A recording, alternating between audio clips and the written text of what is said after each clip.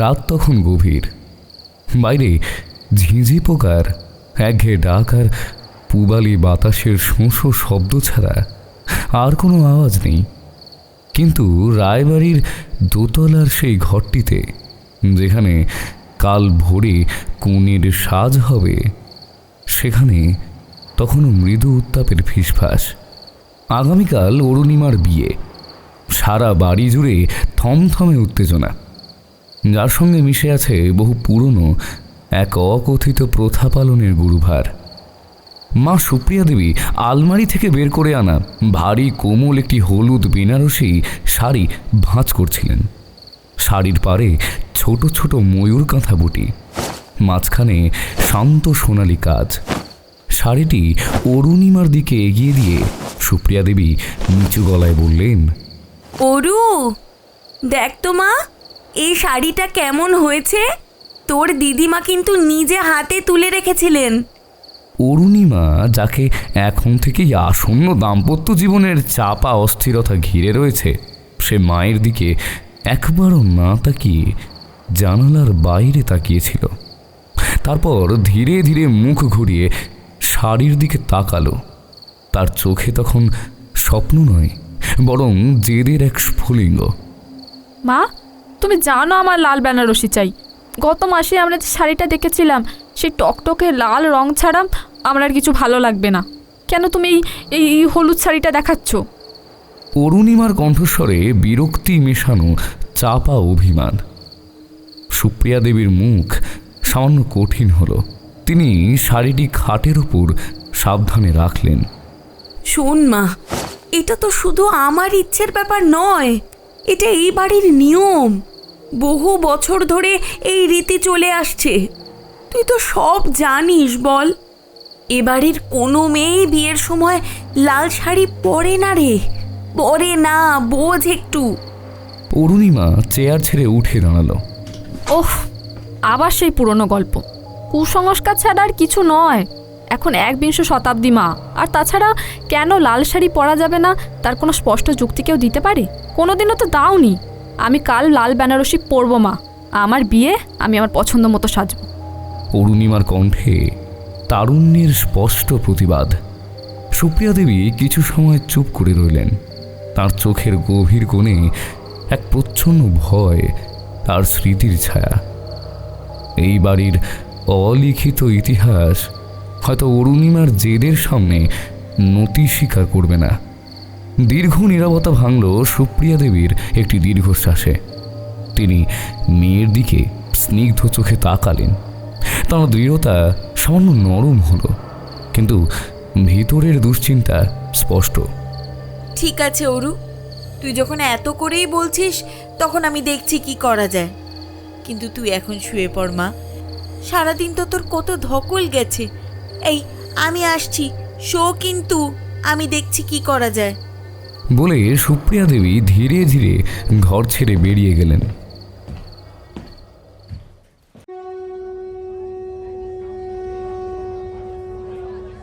রায়বাড়ির প্রথা এবং মায়ের নীরব আপত্তি অগ্রাহ্য করে অরুণিমা আজ সত্যি সত্যি সেই টকটকে লাল বেনারসিটিতে সেজে উঠেছে।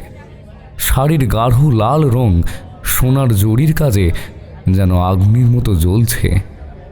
গয়নার দুতিতে তার মুখ ঝলমল করছে বটে, কিন্তু তার আশেপাশে যে গুরুজনরা ছিলেন, তাদের চোখে ছিল এক শীতল অস্ফুট উদ্বেগ। কেউ প্রকাশ্যে কিছু বলার সাহস দেখালেন না। হয়তো ভেবেছিলেন বিয়ের আগেই, রাতেই মা মেয়ের যা কথোপকথন হয়েছে, তাতে পরিস্থিতি আর জটিল করা উচিত নয়। সন্ধ্যার পর লগ্ন শুরু হলো। কলকাতা থেকে আসা বরযাত্রী দল দেখল এই পুরনো বনেদি বাড়ির প্রতিটি কোণে কেমন যেন এক শান্ত অথচ ভারী আবহাওয়া। ছাদের কার্নিশে পাথরের গায়ে লেপ্টে থাকা প্রাচীনত্বের ছাপ, আর অন্দরমহলে পুরনো দিনের আসবাবের ঘন কালো রং। সব মিলে এক রহস্যময় গভীরতা। মণ্ডপে অরুণিমা এসে বসতেই যেন চারপাশের উজ্জ্বলতা আরও বেড়ে গেল। পুরোহিতের মন্ত্রের সুর তখন গমগম করছে। বর শুভম অরুণিমার রূপ দেখে মুগ্ধ। সে জানে না এই লাল শাড়ির নেপথ্যে কি অলিখিত ইতিহাস লুকিয়ে আছে। সে কেবল দেখছিল অরুণিমাকে, যার সাজে ছিল তারুণ্যের দীপ্তি আর প্রথা ভাঙার গোপন এক আনন্দ। একে একে সব লৌকিকতা শেষ হলো। 7 পাক ঘোড়া, শুভ দৃষ্টি, মালা বদল সবই চলল এক অদ্ভুত ছন্দে। মণ্ডপের চারিদিকে রাখা ভারী পেতলের দীপাধারে ধিকি ধিকি জ্বলতে থাকা প্রদীপের শিখা থেকে ছায়াগুলো যেন দেওয়ালের গায়ে ক্রমাগত নেচে বেড়াচ্ছিল, ঠিক যেন কোনো অশরীরী ছায়ামূর্তি। অবশেষে এলো সেই বহু প্রতীক্ষিত মুহূর্ত, সিঁদুরদান। শুভম তার হাতের পাত্র থেকে এক চিমটি সিঁদুর নিয়ে অরুণিমার সিঁথির মাঝখানে আলতো করে পড়াতে শুরু করলো। মন্ত্রপাঠের শেষ অংশ তখন কানে আসছে, তার সঙ্গে ঢাকের মৃদু গম্ভীর আওয়াজ। অরুণিমা চোখ বন্ধ করল। এই সিঁদুরের লাল রং তার লাল বেনারসিকে যেন পূর্ণতা দেবে। সিঁদুরদান সম্পূর্ণ হতেই চারপাশের মানুষের উল্লাসধ্বনি উঠল, উলু আর শাঁখের তীব্র শব্দ।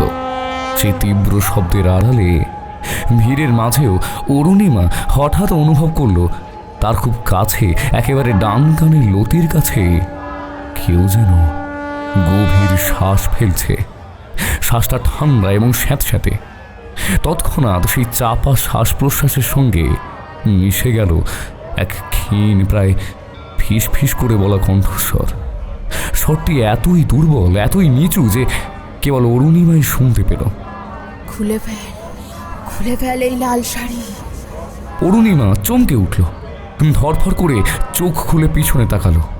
ভিড়ের মধ্যে সুপ্রিয়া দেবী বা অন্য কোনো আত্মীয় ছাড়া আর কাউকে দেখতে পেল না।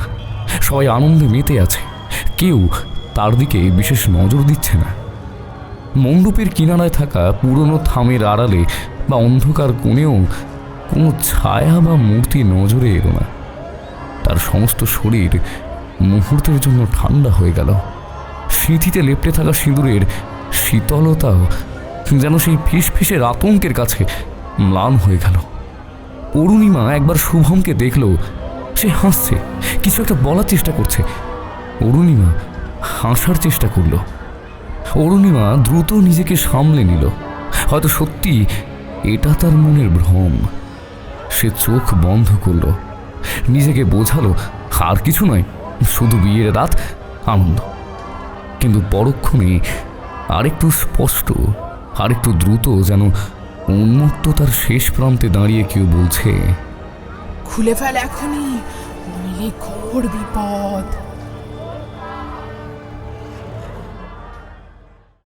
বিয়ের পর 2 দিন কেটে গেছে। নতুন বাড়িতে অরুণিমা এখন পুরোপুরি ধাতস্থ হতে পারেনি। এই বাড়ি কলকাতার বাইরে উত্তর শহরতলির প্রান্তে, বেশ পুরনো। শুভমের পূর্বপুরুষের তৈরি, যার প্রতিটি ইট যেন অতীতের কোনো ভারী নিঃশ্বাস বুকে নিয়ে দাঁড়িয়ে আছে।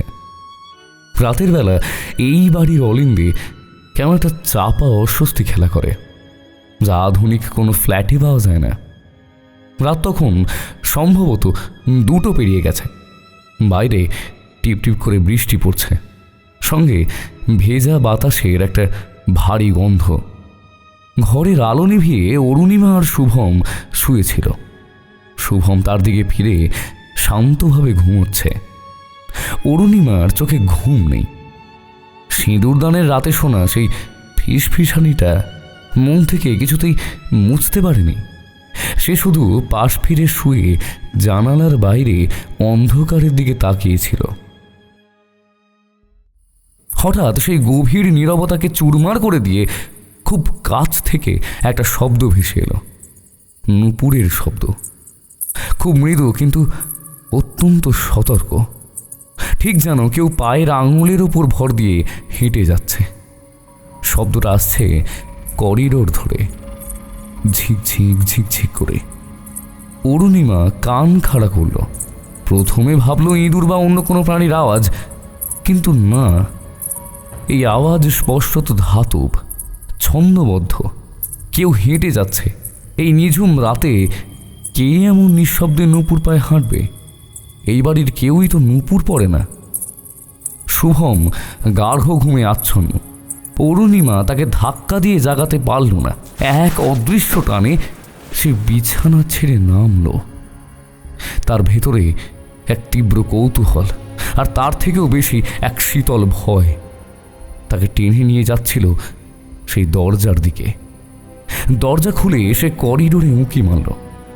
করিডোরটা লম্বা, দুপাশে পুরনো দিনের ভারী কাঠের দরজা। করিডোরের শেষ প্রান্তে আবছা অন্ধকার, আর একটা পুরনো সিঁড়ি নেমে গেছে নিচের হল ঘরে।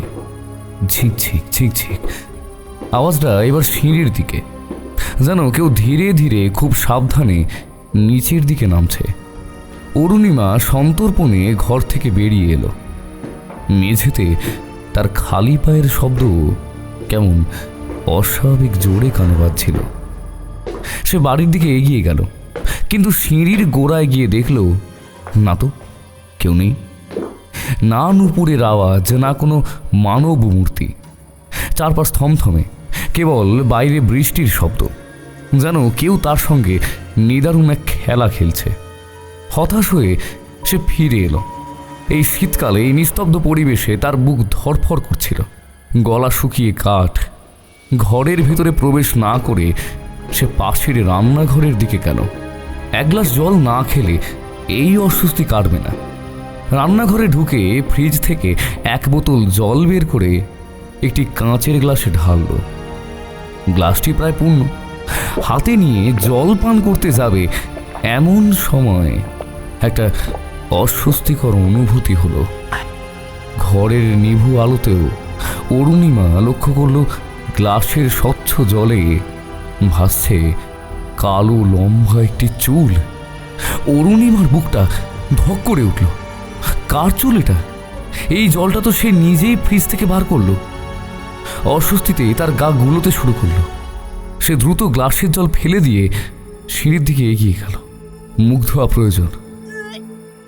সে কল খুলে দু হাতে জল ধরে চোখে মুখে ঝাপটা দিল, কিন্তু দ্বিতীয়বার যখন সে মুখে জল দিতে গেল তখন এক বিভৎস গা বমি করা স্বাদ পেল। স্বাদটা ঠিক পচা কিছুর মতো, তীব্র আঁশটে। সঙ্গে সঙ্গে সে মুখ ধোয়ার কথা ভুলে দ্রুত মাথা তুলে সিল্কের দিকে তাকিয়ে মুখ হাঁ করল। গা গুলিয়ে উঠল তার। সে কাশতে শুরু করল। কাশির সঙ্গে তার মুখ দিয়ে বেরিয়ে এলো চুল, লম্বা ভিজে কালো একগোছা চুল। সেই চুলগুলো জলের সঙ্গে মিশে সিঙ্কের মুখে লেগে রইল। এ তো অবিশ্বাস্য, ভৌতিক। অরুণিমা আতঙ্কে দুপা পিছিয়ে গেল। তার সারা শরীর কাঁপছে। এ কি হচ্ছে তার সঙ্গে? তখনই তার নজর গেল কলের দিকে। কলটা তখনও সামান্য খোলা, জল টিপ টিপ করে পড়ছে। কিন্তু সেটা কি শুধু জল, নাকি অন্য কিছু? গভীর অন্ধকারের মধ্যেও রংটা স্পষ্ট বোঝা যাচ্ছে। কল থেকে যে তরল পদার্থ পড়ছে তা ঘন টকটকে লাল, রক্ত। অরুণিমার গলা দিয়ে এবার একটি তীব্র চাপা আর্তনাদ বেরিয়ে এলো। সে আর এক মুহূর্ত সেখানে দাঁড়ালো না। নিজের ঘর, শুভম, এই বাড়ি সব কিছু ছেড়ে সে শুধু পালাতে চাইল। উন্মত্তের মতো সে রান্নাঘর থেকে বেরিয়ে করিডোরের দিকে ছুটল। সে সবে করিডোর ধরে ছুটতে শুরু করেছে, সিঁড়ির কাছাকাছি এসেছে, ঠিক তখনই একটি শীতল বরফের মতো ঠান্ডা হাত তার ডান হাতের কবজি শক্ত করে চেপে ধরল। হাতের চাপটা শুধু শক্ত নয়, যেন বহু বছরের জমে থাকা আক্রোশ আর হিম শীতলতা দিয়ে গড়া। অরুণিমা থমকে দাঁড়ালো। পিছনে তাকানোর সাহস হলো না তার। জ্ঞান হারানোর শেষ মুহূর্তে অরুণিমা শুধু অনুভব করল তার গাঢ় লাল বেনারসি রংটা যেন সেই মুহূর্তে আরো গাঢ়, আরো রক্তিম হয়ে উঠল।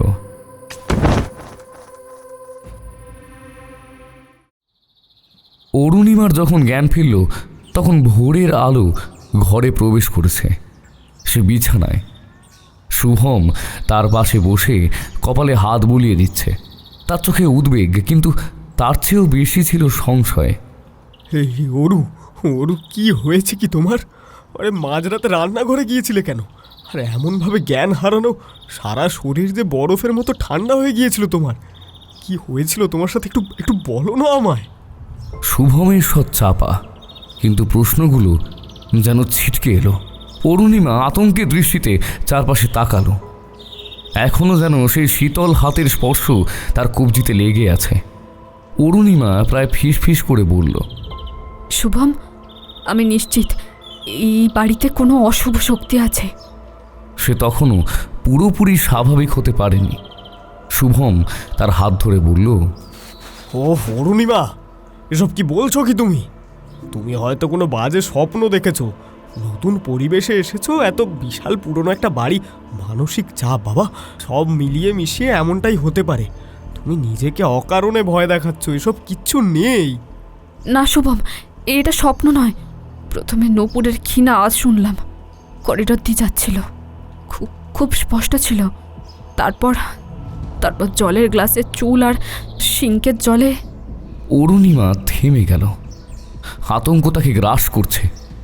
শুভম আলতো করে তার পিঠে হাত বোলালো। আচ্ছা আচ্ছা, শান্ত হও না।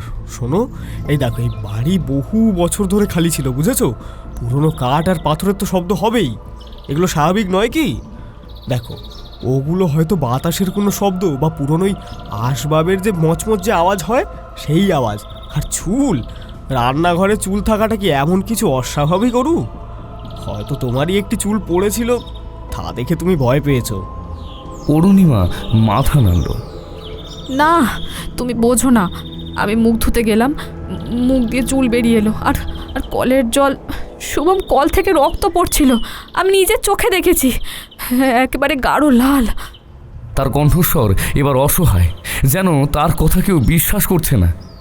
শুভম দীর্ঘশ্বাস ফেলল। তার উদ্বেগের জায়গায় সামান্য বিরক্তি ফুটে উঠল। সে বিছানা থেকে উঠে জানালার দিকে মুখ করে দাঁড়ালো। ভোরের স্নিগ্ধ আলো তখনও পুরোপুরি ছড়ায়নি। দেখো অরুণিমা, তুমি যা বলছো সেগুলোর কোনো যুক্তিগ্রাহ্য ব্যাখ্যা তো নেই। রক্ত, আরে কলের জল রক্তে পরিণত হবে কি করে বলো তো? তুমি হয়তো ওই অন্ধকারে ওই মরচে ধরা জলের রঙটাকে লালচে দেখেছো, কিংবা ওই কোনোভাবে বিভ্রান্ত হয়েছো। প্লিজ প্লিজ নিজেকে এত ভীত করো না। বিয়ের ধকল, নতুন পরিবেশ, এসবের কারণেই কিন্তু তোমার এমন বিভ্রান্তি হচ্ছে। আহা, অমন করছো কেন? শুভম কিছুটা নিস্পৃহভাবে বলল। অরুণিমার নিজেকে ধরে রাখতে পারল না। সে হাউমাউ করে কেঁদে উঠল। বালিশে মুখ গুঁজে ফুঁপিয়ে ফুঁপিয়ে কাঁদতে লাগলো।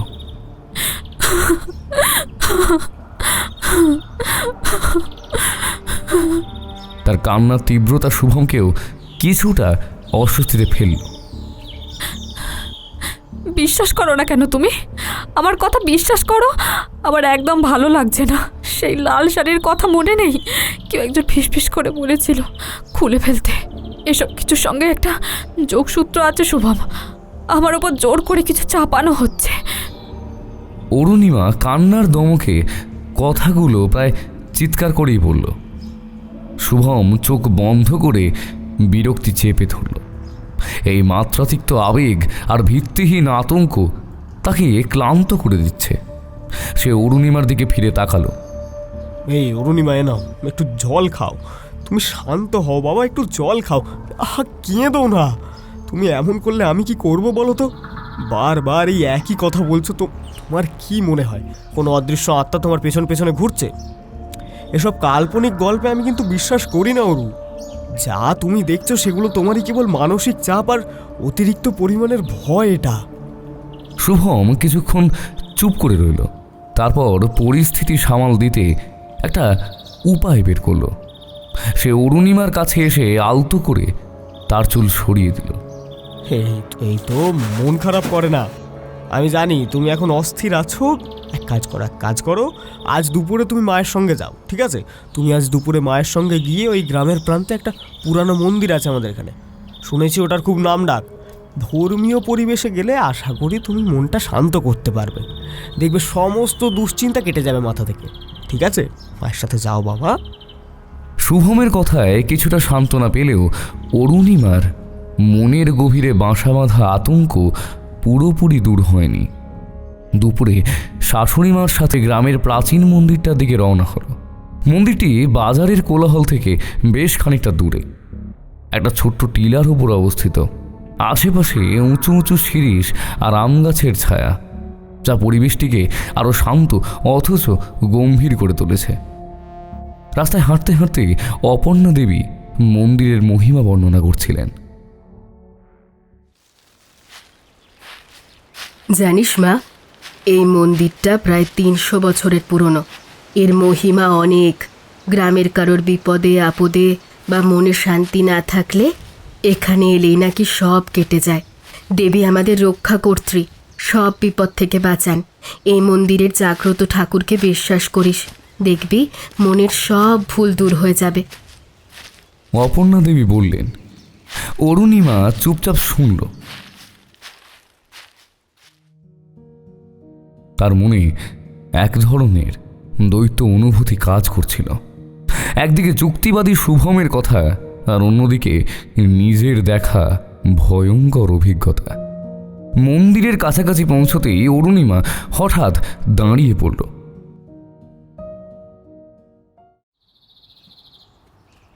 মন্দির প্রাঙ্গণে প্রবেশ করার জন্য যে কয়েকটি সিঁড়ি ভাঙতে হয়, তার প্রথমটিতে পা রাখতেই অরুণিমার বুকটা হঠাৎ মোচড় দিয়ে উঠল। এক অদ্ভুত তীব্র কষ্ট তাকে গ্রাস করল। কষ্টটা শারীরিক নয়, যেন আত্মার ভেতরে এক অসহ্য চাপ। মনে হলো কেউ যেন তাকে এই পুণ্যস্থানে প্রবেশ করতে দিচ্ছে না, বা কোনো অদৃশ্য প্রাচীর তাকে বাধা দিচ্ছে। সে সিঁড়িতে দাঁড়িয়ে হাঁপাতে লাগলো। কষ্টটা এতটাই অপ্রত্যাশিত ছিল যে সে বুঝতে পারল না কেন এমনটা হলো। এটা কি শারীরিক দুর্বলতা নাকি অন্য কিছু? শাশুড়ি মা চিন্তিত হয়ে জিজ্ঞাসা করলেন, কি হলো রে মা, তোর কি শরীর খারাপ লাগছে? অরুণিমা নিজেকে সামলে নিয়ে বলল, না মা, কিছু নয়, মনে হয় একটু ধকল গেছে, চলি। কিন্তু তার ভেতরে যে ভয়াল কষ্টটা সৃষ্টি হলো তা সে প্রকাশ করতে পারল না। তারা ভিতরে প্রবেশ করল। পাথরের মেঝে ঠান্ডা, প্রাচীন দেওয়াল জুড়ে শ্যাওলা আর আবঝা অন্ধকার। মন্দিরের গর্ভগৃহে প্রবেশ করে তারা দেবীর সামনে বসল। পুরোহিত মশাই তখন পূজা শুরু করবেন। অরুণিমা চোখ বন্ধ করে দেবীর কাছে প্রার্থনা জানালো শান্তি আর এই অশুভ পরিস্থিতি থেকে মুক্তি। পুরোহিত মন্ত্রপাঠ শুরু করলেন। পুজোর মূল অংশে যখন তিনি দেবীর প্রতিমার সামনে থাকা ছোট পিতলের প্রদীপটি জ্বালিয়ে দেবীর মুখ আলোকিত করতে গেলেন, ঠিক তখনই ঘটল সেই অদ্ভুত ঘটনা। কাঠির আগুন প্রদীপের সলতে স্পর্শ করতেই মৃদু শিখা জ্বলে উঠল, কিন্তু পর মুহূর্তেই বাইরে বাতাস না থাকা সত্ত্বেও আশ্চর্যজনকভাবে প্রদীপটি দপ করে নিভে গেল। পুরোহিত ভ্রু কুঁচকে আবার চেষ্টা করলেন। ঘি ঢেলে মন দিয়ে আরও একবার কাঠি ধরলেন। এবার শিখাটা একটু বড় হলো, কিন্তু সেটি স্থায়ী হলো না। মুহূর্তের মধ্যে আবার নিভে গেল। এমনটা পরপর 3 বার ঘটল। মন্দিরের পরিবেশ আরও থমথমে হয়ে উঠল। পুরোহিত মশাই এবার মন্ত্রপাঠ থামিয়ে মাথা তুললেন। তাঁর দৃষ্টি সরাসরি এসে পড়ল অরুণিমার মুখের উপর।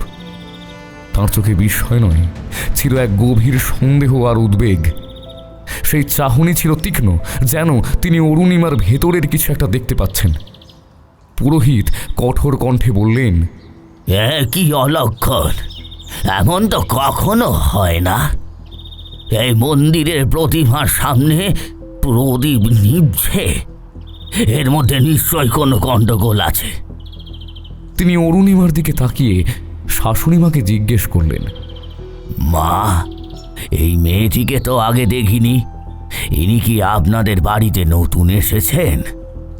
অপর্ণা দেবী, যার মুখ ভয়ে ফ্যাকাশে হয়ে গেছে, ইতস্তত করে বললেন, হ্যাঁ ঠাকুর, ও আমার ছেলের নতুন বউ। গত 2 দিন হলো ওর বিয়ে হয়েছে। পুরোহিত কিছুক্ষণ গম্ভীর মুখে অরুণিমার দিকে তাকিয়ে রইলেন, তারপর আর কিছু বললেন না। তার চোখে যে গভীর অস্বস্তি ছিল তা আর গোপন রইল না।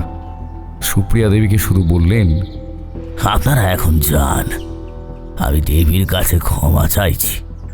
কিছু একটা অশুভ ছায়া এদের পিছু নিয়েছে। শাশুড়ি মায়ের মুখ এবার ভয়ে সাদা হয়ে গেল। তিনি কোনো মতে অরুণিমার হাত ধরে দ্রুত মন্দির থেকে বেরিয়ে এলেন।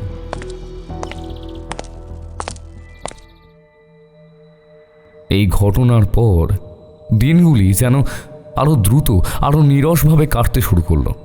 শুভম তার যুক্তি নিয়ে শান্ত রইল বটে, কিন্তু অরুণিমা দিনকে দিন যেন ভিতরে ভিতরে শুকিয়ে যেতে লাগলো। তার মুখের হাসি ম্লান হয়ে গেল। রাতে ঘুম আসে না, চোখে সর্বদা এক গভীর ভয়। অল্প কয়েকদিনেই তার শরীর যেন ক্ষীণ হয়ে এলো।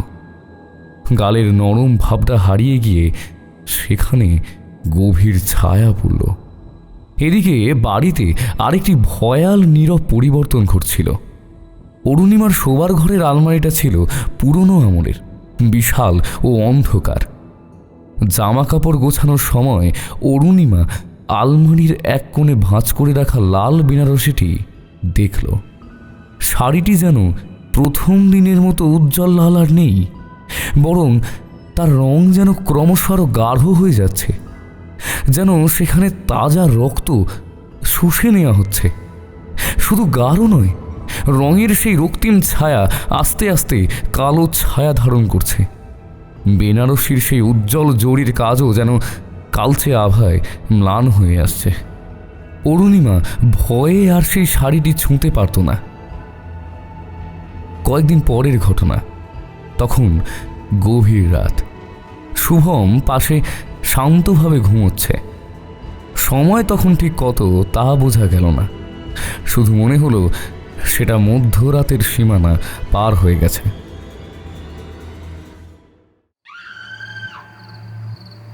হঠাৎ সেই গভীর নীরবতা চুরমার করে দিয়ে এক তীক্ষ্ণ প্রায় যন্ত্রণাবিদ্ধ চিৎকার ভেসে এলো। স্বরটি এতই অপ্রত্যাশিত এবং করুণ ছিল যে অরুণিমা ধরপড় করে উঠে বসল। চিৎকারটা যেন খুব কাছ থেকে, ঠিক যেন বাড়ির ভেতরের কোনো ঘর থেকেই এসেছে। তার হৃদস্পন্দন দ্রুত হলো। সে এক মুহূর্ত দ্বিধা করল শুভমকে জাগাবে কিনা, কিন্তু এক তীব্র অজানা আতঙ্ক তাকে বিছানা ছেড়ে টেনে নামালো। সে সন্তর্পণে দরজার দিকে এগিয়ে গেল। দরজা খুলে করিডোরে উঁকি দিতেই তার চোখ গেল সিঁড়ির দিকের কোণে। সেখানে জমাট অন্ধকারের উপর ভর করে দাঁড়িয়ে আছে একটা কালো লম্বা ছায়া। মূর্তিটি স্থির নয়, ধীরে ধীরে সে করিডোর ধরে বাড়ির উত্তর দিকের একটি পুরনো বন্ধ ঘরের দিকে এগিয়ে যাচ্ছে। কে কে ওখানে? অরুণিমার গলা দিয়ে ফিসফিসের মতো প্রশ্ন বেরিয়ে এলো। ছায়াটি কোনো উত্তর দিল না। সে শুধু তার নীরব রহস্যময় উপস্থিতি বজায় রেখে এগিয়ে চলল। অরুণিমা যেন এক অদৃশ্য মন্ত্রের টানে তার পিছু নিল। তার মনের ভেতরকার কৌতূহল এবং ভয় যেন এক হয়ে মিশে গিয়েছিল। ছায়াটি গিয়ে দাঁড়ালো সেই উত্তর দিকের পুরনো ঘরটির সামনে, যে ঘরটি বহু বছর ধরে তালা বন্ধ থাকে। দরজাটা কেমন যেন ভৌতিকভাবে সামান্য ফাঁক হয়ে গেল। ছায়াটি ভিতরে প্রবেশ করল। অরুণিমা এক মুহূর্ত দ্বিধা না করে দরজার ফাঁক গলে ভেতরে ঢুকল। সে ঘরের ভেতরে পা রাখতেই ঠিক তার পেছন থেকে কাঠের দরজাটা ধরাম করে বন্ধ হয়ে গেল। অরুণিমা চমকে উঠে দরজার দিকে ফিরল। হ্যাঁচকা টানে হাতল ধরে দরজা খোলার চেষ্টা করলো, কিন্তু দরজাটি যেন বাইরে থেকে ইস্পাতের মতো শক্ত করে বন্ধ করে দেওয়া হয়েছে। দরজা খোলো, কে আছো বাইরে? খোলো শুভম। অরুণিমা প্রাণপণে ধাক্কা দিল, কিন্তু তার সব চেষ্টা ব্যর্থ হলো। তখনই নিঝুম ঘরের ভেতর এক হিমশীতল বিভৎস চাপা হাসির আওয়াজ ভেসে। হাসির স্বরটি যেন বাতাসের মধ্যে কাঁপছে, প্রতিটি শব্দে তীব্র আক্রোশ। হাসিটা শুনে অরুণিমা ভয়ে সিঁটিয়ে গেল। সে দ্রুত পিছনে ফিরল। ঘরের আবঝা অন্ধকারে অরুণিমা উপরের দিকে তাকালো। দেখল ঘরের ছাদের উপর কড়িকাঠের কাছে বিপরীত দিকে মুখ করে দাঁড়িয়ে রয়েছে সেই অদ্ভুত ছায়ামূর্তিটা। তার পা দুটো ছাদের গায়ে লেপ্টে আছে, যেন মাধ্যাকর্ষণ তার উপর কোনো প্রভাব ফেলছে না।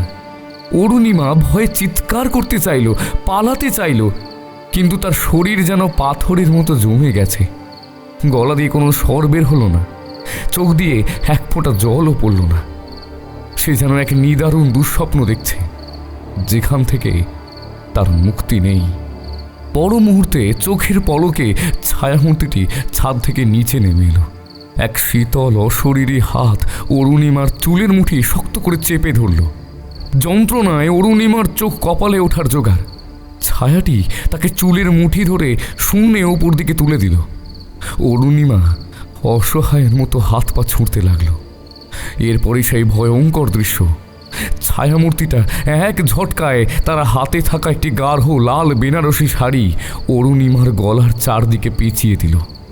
সেই শাড়িটা যেন জমাট রক্ত দিয়ে তৈরি।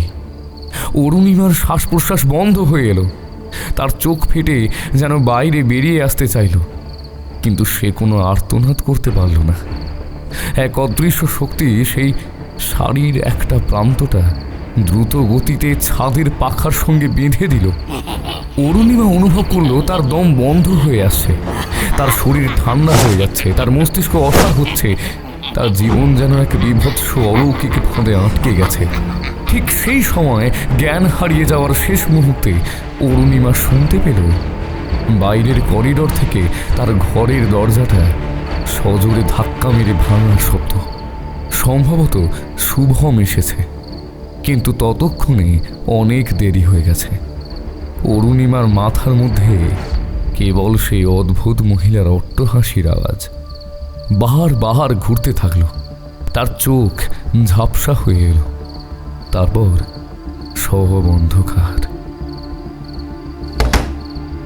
ভোর তখন সবে শুরু হয়েছে। শুভমের দ্রুত তৎপরতায় অরুণিমাকে ঝুলন্ত অবস্থা থেকে নামানো হয়। ভাগ্যক্রমে সে বেঁচে আছে, কিন্তু গভীরভাবে আহত এবং মানসিক আঘাতপ্রাপ্ত। জ্ঞান হারানোর পর থেকেই তার শরীর মাঝে মাঝে অস্বাভাবিকভাবে কাঁপছে, আর সে কেবল ফ্যাল করে তাকিয়ে আছে। হাসপাতাল থেকে অরুণিমাকে দ্রুত বাড়িতে ফিরিয়ে আনা হয়েছে। পুলিশ আসেনি, কারণ শুভম কোনো ঝামেলা বাড়াতে চায়নি। এই মুহূর্তে মা অপর্ণা দেবী এবং শুভম অরুণিমার শোবার ঘরের বাইরে করিডোরে দাঁড়িয়ে আছেন। ভাঙা দরজাটা কোনো মতে বন্ধ করা হয়েছে। শুভম, বাবা তুমি এখনো বুঝছো না, অল্পের জন্য মেয়েটা বেঁচে গেল। তুমি দরজাটা না ভাঙলে কি হতো বলো তো? অরুণিমার গলায় সেই লাল শাড়িটার ফাঁস, এটা কি স্বাভাবিক? কেন কেন সে এমন কাজটা করবে বলো তো? মা, তুমি এসব বলে বেকার ওকে আরও ভয় পাইয়ে দিচ্ছ। দেখো, ও এখনো পুরোপুরি মানসিক আঘাতের মধ্যে আছে। এই সময় কোথায় আমাদের উচিত ওর পাশে থাকা, ওকে শান্ত করা। আর তুমি বলছো কি সব ভূত প্রেত অভিশাপ, এসব বলো না। আমি ওকে ভয় দেখাচ্ছি না, আমি ওকে শুধু সত্যটা উপলব্ধি করাতে চাইছি। মন্দিরের পুরোহিত মশাই সেদিন বলেছিলেন কিছু একটা অশুভ ছায়া ওর পিছু নিয়েছে। সেই ছায়াটাই অরুণিমাকে প্রায় মেরে ফেলেছিল। আচ্ছা ঠিক আছে মা, ধরে নিলাম তুমিই ঠিক, ধরে নিলাম এটা কোনো অশুভ কিছু, কিন্তু এখন তুমি আবার কি করতে বলছো? ডাক্তারকে তো ডাকলাম। ডাক্তার তার কাজ করেছে, এবার দরকার সেই শক্তিকে সরিয়ে দেওয়া যা ওকে বারবার আঘাত করছে। তোমাদের তো এখন দেরি করা উচিত নয়। আমি চাইছি তুমি তোমার সব যুক্তিতর্ক ছেড়ে দিয়ে একবার আমার কথা শোনো। আমি একজন তান্ত্রিককে ডাকবো। আচ্ছা ঠিক আছে মা, তুমি যদি মনে করো এটাই দরকার তবে তাই হোক, কিন্তু আমি শুধু চাই অরুণিমা সুস্থ হয়ে উঠুক। তুমি ভৈরব তান্ত্রিককে খবর দিলে দাও, বলো যেন আজই একবার আসেন। ভৈরব তান্ত্রিকের চেহারা ছিল প্রথাগত তান্ত্রিকদের মতোই। দীর্ঘদেহ, রক্ষ চুল, কপালে রক্তচন্দনের তিলক। তার চোখের দৃষ্টি ছিল তীক্ষ্ণ, যেন তিনি বাইরের জগৎ নয়, ভেতরের কোনো লুকোনো সত্য দেখতে পান। তিনি ঘরে প্রবেশ করেই এক অদ্ভুত ভারী গন্ধ পেলেন। তিনি কোনো কথা না বলে ঘরের মাঝখানে একটি স্থান নির্দেশ করলেন। সেখানে দ্রুত একটা ছোট তান্ত্রিক চক্র তৈরি করা হলো। কালো মাটি ও সিঁদুরের মিশ্রণ দিয়ে আঁকা হলো একটি জটিল নকশা। চক্রের এক পাশে রাখা হলো একটি করটির আকারের পাত্র, তাতে কিছু শুকনো পাতা ও কাঠ দিয়ে আগুন ধরানো হলো। ধোঁয়ার গন্ধ তীব্র ও অস্বাভাবিক। অরুণিমাকে সেই চক্রের ঠিক সামনে বসানো হলো। সে তখনও এক প্রকার সংজ্ঞাহীন, কেবল নির্জীবের মতো তাকিয়ে আছে। শুভম ও অপর্ণা দেবী ঘরের এক কোণে উদ্বেগের সাথে দাঁড়িয়ে রইলেন। ভৈরব তান্ত্রিক শান্তভাবে চক্রের উল্টো দিকে আসন দিলেন। তার চোখ বন্ধ, হাত জোর করে তিনি মৃদুস্বরে মন্ত্রপাঠ শুরু করলেন। মন্ত্রগুলি পরিচিত সংস্কৃত নয়, বরং কোনো প্রাচীন অপ্রচলিত ভাষার উচ্চারিত হচ্ছিল। মন্ত্রের সঙ্গে তিনি তার কাঁধের ঝোলা থেকে কিছু জিনিস বের করলেন। একটি পুরনো পিতলের কুণ্ডল, সেটি চক্রের একপাশে রাখা হলো। শুকনো শ্বেতপদ্মের বীজ, তিনি সেগুলি আগুনে ছোঁয়ালেন। বীজগুলি আগুনে পোড়ার সঙ্গে সঙ্গে ফটফট শব্দ করে ধোঁয়ার রং গাঢ় বেগুনি হয়ে উঠল। একটি মানুষের দাঁতের টুকরো, সেই দাঁতটি তিনি নিজের হাতে ধরে মন্ত্রোচ্চারণ করতে লাগলেন। তান্ত্রিক প্রক্রিয়া যত গভীর হচ্ছিল, ঘরের তাপমাত্রা যেন তত কমতে লাগলো। অরুণিমার নিথর শরীরটা কাঁপছিল। হঠাৎ সেই মন্ত্রের গম্ভীর ধ্বনির মধ্যেই এক অপ্রত্যাশিত ঘটনা ঘটল। অরুণিমা যে এতক্ষণ নির্জীব ছিল, সে ধীরে ধীরে তার চোখ খুলল। চোখ দুটি ছিল অস্বাভাবিক বড়, ঘোলাটে এবং দৃষ্টিতে কোনো চেনা আবেগ ছিল না। সে এবার ফিসফিস করে কথা বলতে শুরু করল। তার কণ্ঠস্বর ছিল অরুণিমার নয়, তা ছিল অত্যন্ত ক্ষীণ, ঠান্ডা এবং উচ্চারণের ভঙ্গিটিও ছিল অপরিচিত। সে এমন এক ভাষায় কথা বলছিল যা শুনে শুভম বা অপর্ণা দেবীর মধ্যে কেউই একবর্ণ বুঝতে পারল না। সেটি যেন কোনো প্রাচীন ভাষা, যা কেবলই শব্দ নয়, কোনো এক করুণ সুর। সে বলতে লাগলো,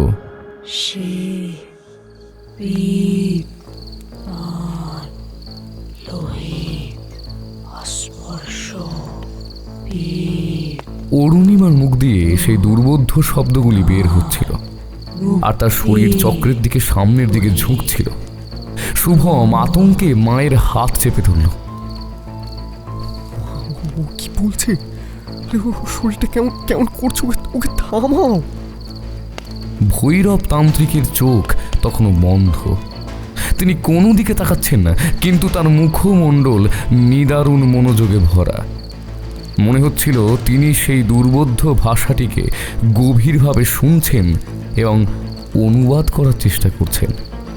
তিনি নিজের হাত থেকে দাঁতের টুকরোটি রেখে দিয়ে কুণ্ডলিটি নিলেন এবং অরুণিমার মাথার দিকে তাক করে ধরলেন। প্রায় 15 মিনিট ধরে অরুণিমা বিড়বিড় করে সেই অদ্ভুত ভাষায় কথা বলে চলল। ঘরটি সেই শীতল অমানবিক শব্দের কম্পনে ভরে গেল। অবশেষে অরুণিমার কণ্ঠস্বর থেমে গেল, তার মাথা এলিয়ে গেল, চোখ বন্ধ হয়ে গেল। সে আবার নির্জীব হয়ে পড়ল। ভৈরব তান্ত্রিক এবার ধীরে ধীরে চোখ খুললেন। তার মুখে ছিল না কোনো আতঙ্ক, বরং গভীর এক চিন্তার ছাপ। তিনি ধীরে সুস্থে আসন থেকে উঠলেন। আমি এতক্ষণে বুঝতে পারলাম ব্যাপারটা কি। শুভম দ্রুত এগিয়ে এলো। কি ব্যাপার ঠাকুর? ও কি বলছিল? কি হয়েছে ওর? ওর মাকে গিয়ে ডেকে আনুন, সব বলবো। এখন তার আগে কিছু বলা ঠিক হবে না। ভৈরব তান্ত্রিকের নির্দেশে দ্রুত অরুণিমার মা সুপ্রিয়া দেবী, যিনি আসলে অরুণিমার বাপের বাড়ির লোক ছিলেন, তাকে ডেকে আনা হলো। তিনি যখন ঘরে প্রবেশ করলেন, তখন তার মুখে সেই চাপা ভয় আর দুশ্চিন্তা স্পষ্ট হয়ে উঠল, যা অরুণিমার বিয়ের রাতের কথোপকথনে দেখা গিয়েছিল। সুপ্রিয়া দেবী এসে অরুণিমাকে চক্রের সামনে সংজ্ঞাহীন অবস্থায় দেখে চমকে উঠলেন। তিনি অর্পণা দেবী এবং শুভমের দিকে না তাকিয়ে সোজা তান্ত্রিকের দিকে ফিরলেন। আমি আগেই বারণ করেছিলাম, লাল শাড়ি পরতে আমি বারণ করেছিলাম বারবার। এই বাড়ির মেয়েরা কোনো দিনও লাল শাড়ি পরে বিয়ে করতে পারে না। বহু বছর ধরে তো এই প্রথা চলছে। আমার কথা কেউ শোনেনি তখন। শুভম এবং অপর্ণা দেবী বিস্ময় নিয়ে একে অপরের দিকে তাকালেন। তারা এই প্রথা বা এর কারণ কিছুই জানতেন না। মা, তুমি এসব কি বলছো মা? কিসের প্রথা? অরুণিমার সঙ্গে এসব ঘটনার সম্পর্কটা কি? তুমি তো এর আগে কখনো কিছু বলনি আমায়। হ্যাঁ সুপ্রিয়া, এটা অরুণিমার শ্বশুর বাড়ি। ওর বাপের বাড়ি নিয়মের সঙ্গে এর সম্পর্ক কোথায়? ভৈরব তান্ত্রিক হাত তুলে তাদের দুজনকে শান্ত হতে ইঙ্গিত করলেন। তিনি সুপ্রিয়া দেবীর দিকে গভীর দৃষ্টি দিয়ে তাকালেন। আপনার ভয় আর উদ্বেগ মিথ্যে নয় সুপ্রিয়া দেবী। এই ভয় কেবল একটি প্রথা নয়, এটি একটি সাপের স্মৃতি যা বারবার এই পরিবারে ফিরে এসেছে। আমি আমার সাধনার মাধ্যমে বহু বছর আগের সেই করুণ দৃশ্য দেখতে পেলাম। ভৈরব তান্ত্রিক চোখ বুজে সেই প্রাচীন দৃশ্য বর্ণনা করতে শুরু করলেন। তার কণ্ঠস্বর তখন আরো গভীর এবং অলৌকিক। আপনার পরিবারের কোনো এক মেয়ে যার নাম অরুণিমার মতো উচ্চারিত হয়, তার আসল নাম আমি জানি না। সে বহু বছর আগে এক ভিন্ন জাতের ছেলেকে গভীরভাবে ভালোবাসত। সেই যুগে আপনাদের পরিবার তাদের সম্পর্ক মেনে নেয়নি। সেই ছেলেটিকে চরম মারধর করে গ্রাম থেকে তাড়িয়ে দেওয়া হয়। পরিবার সেই মেয়েটিকে জোর করে অন্য এক বরের সঙ্গে বিয়ে দিতে চাইল। বিয়ে ঠিক হলো, সেজে উঠল মেয়েটি ঠিক আপনার মতোই টকটকে লাল বেনারসি পরে সেজেছিল। কিন্তু তার মনে ছিল তীব্র বিদ্রোহ আর প্রেমিকের জন্য বিরহ। বিয়ের ঠিক লগ্ন শুরু হওয়ার আগে সে আর সহ্য করতে পারেনি। সেই লাল বেনারসি দিয়েই সে তার বাড়ির উত্তর দিকের পুরনো বন্ধ ঘরটিতে আত্মহত্যা করে। তার শেষ ইচ্ছে ছিল, যেহেতু সে তার প্রেমিকের জন্য লাল শাড়ি পরে মরছে, তাই এই বংশের কোনো মেয়ে যেন আর কখনো লাল শাড়ি পরে সুখী না হয়। তার আত্মার ক্রোধ এই শাড়িটার সঙ্গে মিশে অভিশাপ হয়ে এই বাড়িতে আটকে আছে। যে এই প্রথা ভেঙে লাল শাড়ি পরেছে, সেই এই একই নিয়তিতে পড়েছে। সেই অশুভ শক্তি আসলে সেই অভিশাপের স্মৃতি, বারবার সেই একই কাজ ফিরিয়ে আনছে যা সে নিজের সঙ্গে করেছিল। কথাগুলো শুনে সুপ্রিয়া দেবীর চোখ জলে ভরে গেল। তিনি কান্নায় ভেঙে পড়লেন।